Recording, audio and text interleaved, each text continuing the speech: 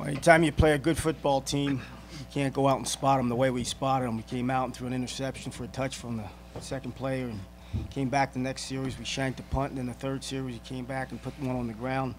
And you just can't do that when you're playing good opponents. One of the things we talked about all week long was getting off to a good start, and we did just the opposite there. I thought defensively we're out of position quite a few times and let the tight end run down the seam and down the boundary. We need to get off blocks better, and we're just not protecting very well right now. So it's been a struggle. It's very much a struggle right now. It's we got to get a whole lot better as to where we are right now.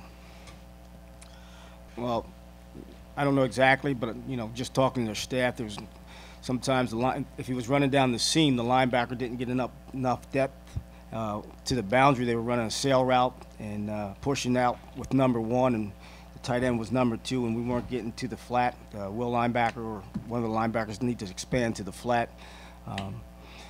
We just didn't do a great job there in that coverage. Where do you start or continue to go to try and build something positive? Well, you got to keep working at it, and that's the only thing that you can do is you got to keep evaluating what you're doing and who's doing it, and be very critical on yourself as a staff, as a team, and try to find ways to improve on what we're doing right now. That's the only thing I know, and at some point in time we'll get it fixed, and we'll work hard to get it fixed.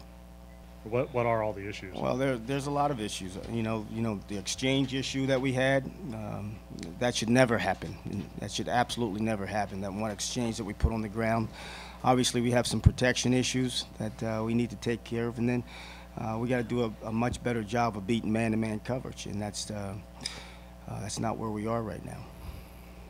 Darrell, when they have so many weapons, does this sort of pick your poison? How do you actually go into this trying to figure out what to take away? Well, they do. They have a lot. They have four, in my opinion, they have four great weapons on offense, and you got to try to stop the run and try to make them one-dimensional as much as you can.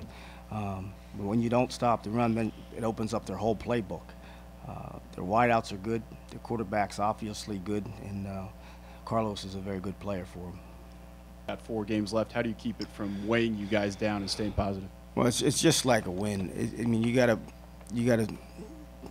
take the salt, and you gotta live with the salt for 24 hours, and then you gotta move forward. If you don't, it'll fester, and you won't get any better from it. So we'll feel terrible tonight and tomorrow, and we'll come back and look at the film tomorrow and see where we can make some improvements. Obviously, there's a lot of improvements to be made, and then we'll move forward. But you can't let it fester throughout the program. Otherwise, then you got no chance.